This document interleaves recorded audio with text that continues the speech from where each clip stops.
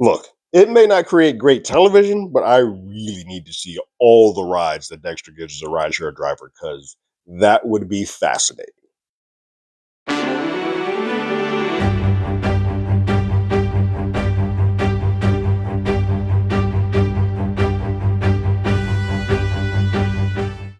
Hello, everyone. Terrence here with Hollywood Already Did It. If you haven't already, go ahead, like, share, subscribe to the channel, leave a comment, ring that bell below. Anytime we have something, you will be among the first to know. The third episode of Dexter Resurrection is here. It is called Backseat Driver. And we get to see Dex in New York, getting his groove on, getting back into the swing of things and knowing that dark passenger is out there, knowing that he has to go ahead and take that bad boy off the board.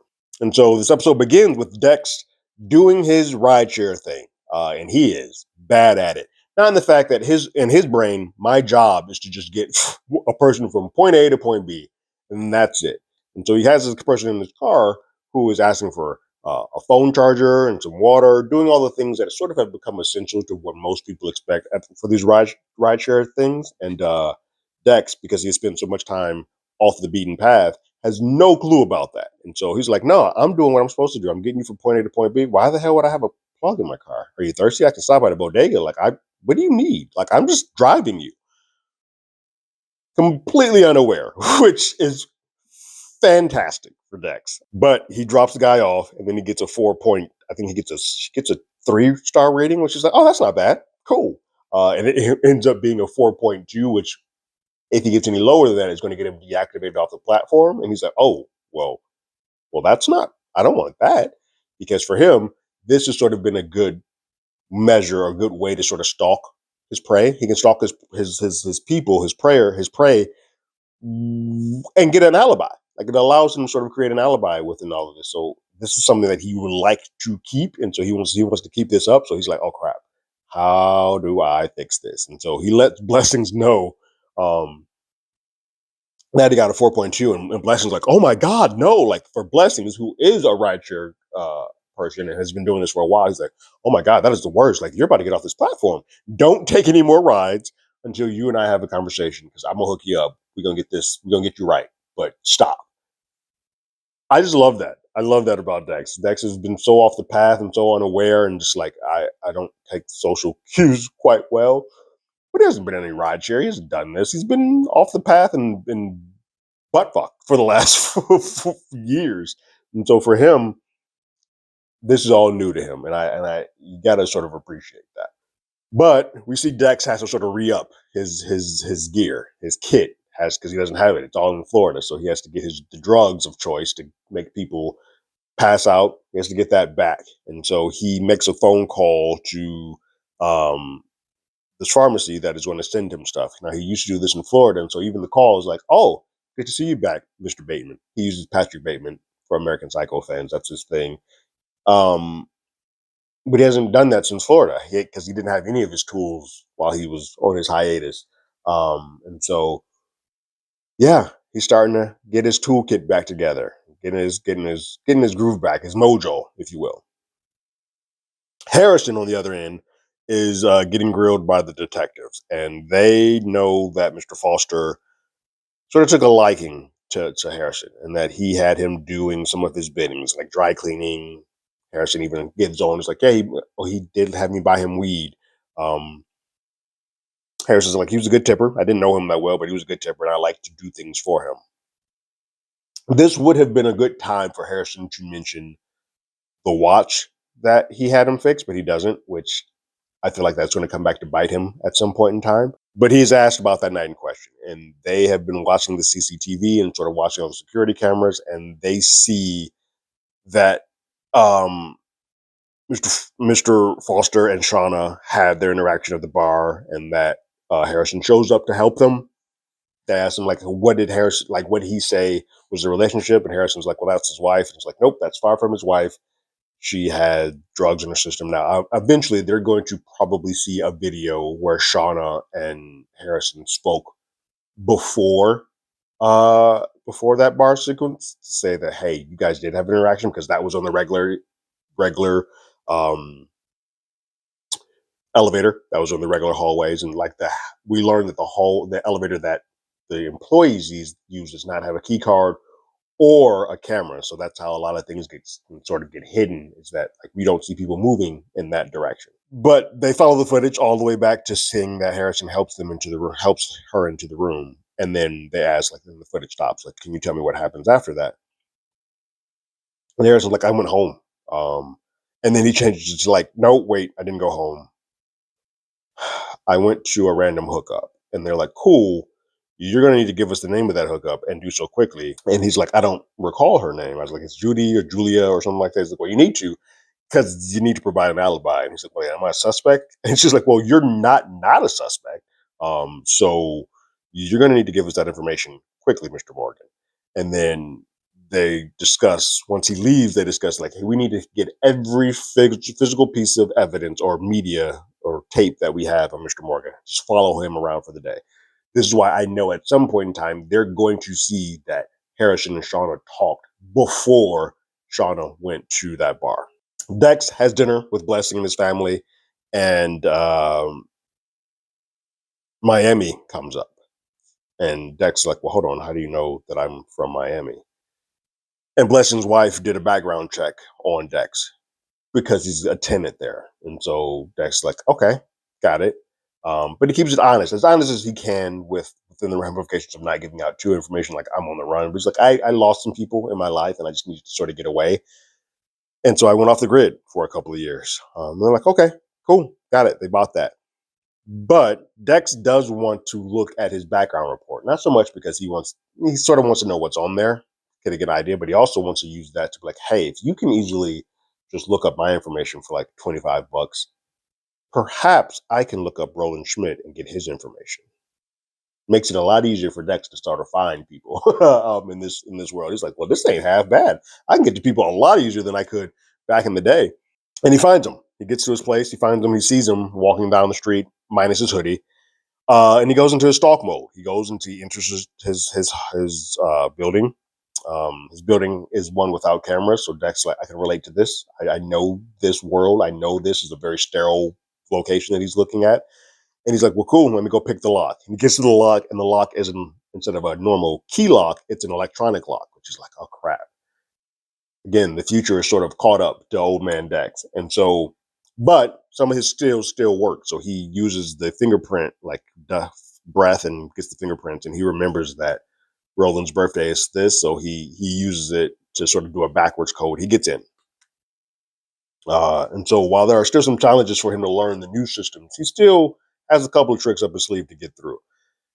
He checks out the place, and it's very sterile, much in the same way that he used to live his life before getting people that he cares about or loved ones within it. But he's looking for the trophies. He's like, I need to get a piece of evidence. I need to find the trophies. And he's looking as to where he would keep the trophies at. And it's a funny bit that he has with him and his vision of Harry. He looks at the AC unit. And he's like, nah, that's too easy, because that's where Dex used to keep all of his stuff. But then he sees like a milk crate indentation on the carpet, and so he could realize that like, oh, it's in the ceiling. So he goes to the ceiling to grab the trophies. He gets cut a bit because the dark passenger Roland uses like a zip wire, and so that wire is up there. But then he sees the IDs. He grabs them. He looks at them. He says, "Okay, now it's time to sort of. I got the evidence. I got the proof. Now it's time to sort of make my plan." And he's trying to figure out where Roland's going to be tomorrow night. He's like, that's the night that I'm going to do it. I'm going to do it then. And he figures out a plan to get where Red, which is Roland's nickname, will be tomorrow night. And he sort of sets his plan up. Batista gets a call from Teddy and tells him about the hit that he received on the truck from New York. And Angel's like, cool, just give me the name of the driver, because it's clearly not in Dex's name anymore, but we now know that New York is where we're going. He's like, just give me the name of the driver, because that's who he's going to go meet with. And he's going to subsequently see that Harrison is there too. So Blessings tells Dex, here's what you need to do to sort of improve your rating. You need to have sort of a kit, and you need to ensure the riders have everything that they need. So you need the water. If they need water, you need a power plug. You need condoms. Who knows? You might have to have it. He's like, and also what you want to have is a photo of your kid. because that's important. It sort of gives the writers a little bit of a compassion and a care for you to say that, hey, this is what you're doing this for. Dex is like, I lost all my photos in the fire. And Blessings like, oh my God, no, no. He hugs him. Blessings is so full of love. And I hope nothing ever happens to him because he's so sweet.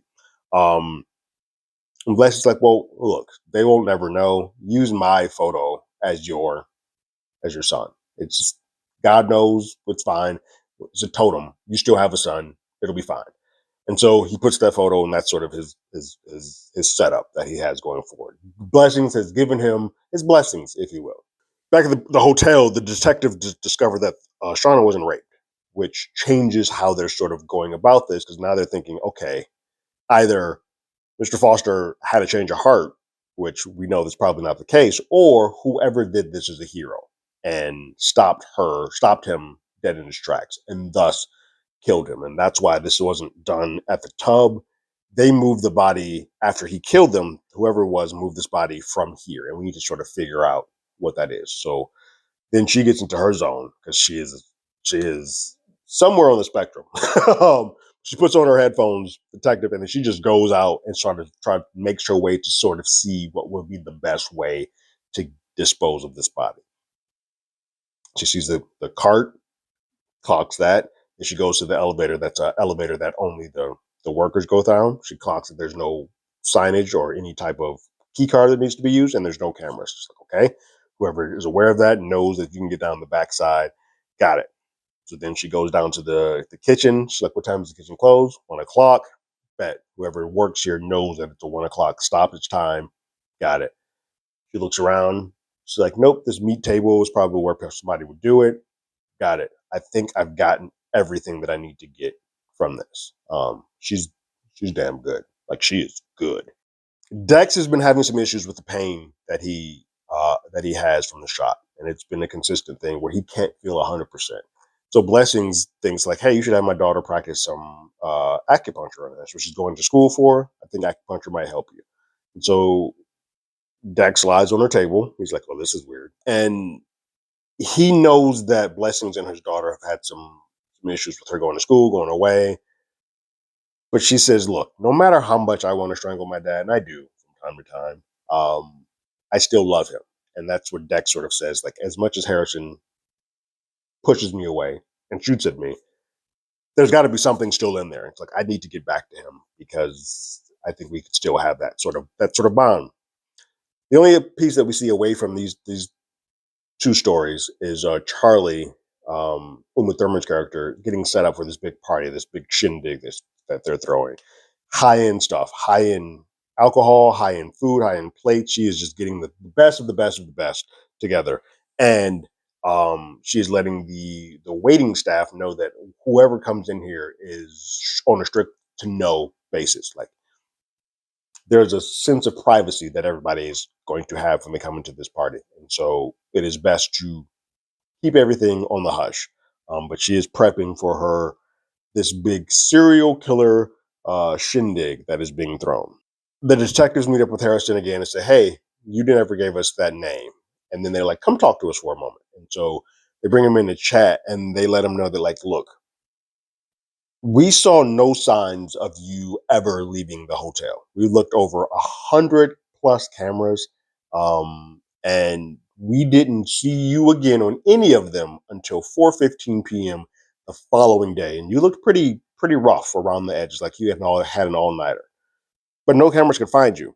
No cameras caught you leaving. So if you had a date, you would have had to have gone through the front door, which you did not. So again, what did you do that night? And then uh the detective runs Harrison through the night from how she feels what Harrison did. She's like, I feel like you were the white knight. I feel like you saved Shauna. I feel like first you took her to her room. You then came back, grabbed the body, cleaned up the room, took some chemicals to clean up the room, used the elevator shaft that was for workers only, so on and so forth. Basically, running him through everything that he actually did. Like, she nailed it. Kudos to her. If Harrison wasn't a slight bit smarter than her on this in this instance, She would have had him dead to rights. Like, my God, she nailed it. But Harrison says, like, well, I didn't want to mention this before because I didn't want to get anybody in trouble. And technically, I'm illegal. And then you guys don't cover trespassing, so I can do this. I have a confession to make. I never left that night because I live here. I've been living here and I've been going from room to room from time to time. He says I stay in vacant rooms every night, which can be corroborated by his coworker Elsa, who he has been having conversations with and watching her kid, and just a good relationship with. And she corroborates it and backs him up, even though she checks him on it a little bit later. It's like, look, you're a good person, so I'm gonna back you up, but I can't lose this job. I have a kid. I cannot f this up. And so now the detectives are like, well, crap. If it's not him, I damn it. She's like a dog on a bone, though. She's not going to let this go. And if she sees that tape of him having a conversation with Shauna before everything, then they're like, okay, this kid keeps lying. And while he may have been staying here, something isn't adding up. So then we move over to Dex, and he's feeling like his old self again. Like he's bouncing around, feeling good. That acupuncture did his job. He's like, yeah, I'm back in the game. And then he goes into his plan. He gets into his dark passenger stalking mode, and he decides to offer himself up as bait. So he's going to be a driver where Roland comes in and gets into his vehicle. Before we get into that, Angel meets with some legends of Dexter lore. We see Quinn and Masuka, which is great to go to see them. You get a Masuga laugh before it's all said and done. But Angel is planning to retire. He's doing it quickly and wants to see the two of them before he heads out. And they are like, well, wait, is something up? And he's like, look, I can't tell you what's up because if I did, it may get you guys into trouble. It may blow everything's up. When the dust settles and everything sort of comes out, you will know what it is that I had to go do when the time comes. But for now, the less you know, the better. But he's basically planning to retire and go to New York to do his last score to go figure out what the heck exactly Dexter's doing and why every time people get cut up to hell, Dexter's around. So then back, Dex is doing his driving thing and he picks up Roland. But right when Roland gets into his car, Dex is startled by another person and he drops his syringe into a point of his car where he can't quite reach. So then Roland gets into his car and they start doing their interactions to the point where Roland gets to drop on Dex. And Dex is in a bad way. Now, it's important to point out earlier in the show, there was a sequence where Dex was following Blessings fixing up the house, and there were some wires that were loose in the back that he put some wire tape, some electrical tape around that basically you can't cut through. That's important because it comes up again here. But they're going at it. They're going tit for tat. Dex is wearing a turtleneck, so you can't quite see it. But Roland gets into his moment and puts that wire around Dex's neck, and he looks like he has him dead to rights. And Dex is putting on his good acting face for a moment. At first, he's kind of like, I'm not afraid. He lets on like Roland's like, wait, what kind of response is that? But then Dex knows he has to sort of play into it a little bit until he can reach that syringe. They go back and forth. He asks him the whole thing is like, does anybody care about if you die? Dex sort of goes on to like my son. He has a photo, not of his actual son, but it sort of uses a marker or a totem to explain how he feels about Harrison.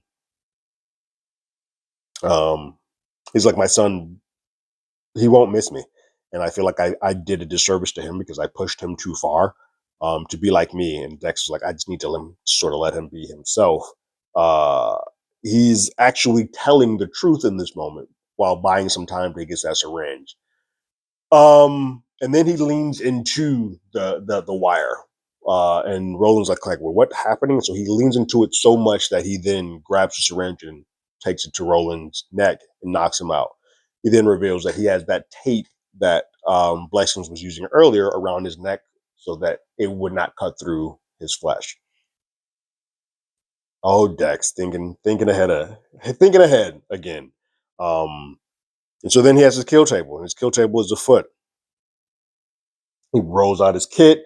He has everything set. He is ready to go. He has them all set up in plastic. He's got the the totems, the mementos set on the side. He is ready to take Roland down memory lane and then stab him through the chest. It's funny. He said he got his whole kit back from the internet with free shipping. So it's just funny what you can order on the internet. When Roland is brought back to, Roland asks Dex if he's the one who broke into his house, his apartment originally, and gave him the invitation with all the money. And Dex is like, I have no idea what the hell you're talking about. You sound insane. No, I'm here because you've killed all these hardworking Uber, well, not Uber, that's something called U-share drivers. And Roland's like, well, no, they're not innocent. They did my father in because his father had a taxi medallion. He was a taxi driver. Once these gig rideshare folks came in, they lessened his dad's workload. His dad just wasn't able to sustain that mentally, and he killed himself, blah and blah. And so he put that blame on them, and that's why he is extracting this revenge on all of them. And Dex like, that ain't got nothing to do with them. That's your own personal thing. That's something your father had to deal with. But these were good working people. Then Dex does his thing, stabs him, and you can see the joy just rush through his body. Our boy is back. Dex is back in the saddle. He then decides to like, hey, well, he did mention an invitation, so let me go look for that. So he finds the invitation, and it's quite wordy, but it's essentially saying, hey, you're invited to this big party, and we know who you are, and we're fans, and if you are willing to come and have a conversation, uh, and if you're willing to sell your trophies, there's more money where this came from. And he looks in, and there's quite a bit of money. And so Dex's like, well, hold on, this is an invitation to a dinner party for serial killers. Like, I can make out like madness killing a bunch of folks here. Like, I need to sort of look into what this is.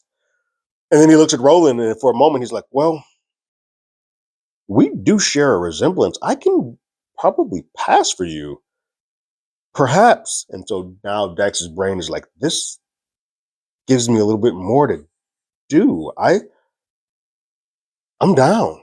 Like, this should be fun. So then he takes the body, does his thing of cutting it all up, and is going to go take it to an incinerator, like a smokestack in the depths of New York, where nobody goes. Sets it on fire and is going for it. And then he reads the invitation a little bit more. And the invitation is like, you need a thumbprint for entry. And he's like, oh, shit. So he has to stop the fire real quick, go back in and get the hand. And then he's able to remove the thumbprint and grab that thumb real quick. And that's how the episode ends. And so this is how Dex is going to enter the world of the serial killer vis-a-vis as Roland as opposed to as Dex. It should be interesting. It should be fun to see. I think what's going to be the coolest piece of this series is seeing all the various different type of serial killers that exist at this party. You're going to have some lavish ones, you're going to have some weird ones, and it's going to be Dex sort of judging which ones are the best. Does he go after Charlie and whoever she works for, or is it these other serial killers that are worse? And then at what point does this sort of take precedent over me getting back to Harrison, or Harrison getting out of trouble because those detectives are now letting up on him? And then where does Angel come in to sort of throw a wrench into all of this before it all sort of mucks up into this big soup? I love the fact that there's so many balls juggling in the air. This is really well written. I love that we got the Dark Passenger out of the way quickly, because I think the meat that was sort of an entryway into what we're establishing with this world with Peter Dinklage and his wild party for misfits. We'll call him that. What did you guys think about this third episode called of Dexter Resurrection called Backseat Driver? Leave your thoughts and comments in the comments below. If you haven't already, you can follow us on X at Hollywood80i. You can hit us up on email at HollywoodAlreadyDidIt@gmail.com. We also have a podcast by the same name. That's from Apple Podcasts, Spotify, anywhere that plays podcasts. We're there. And like always, I got my ticket. You got yours.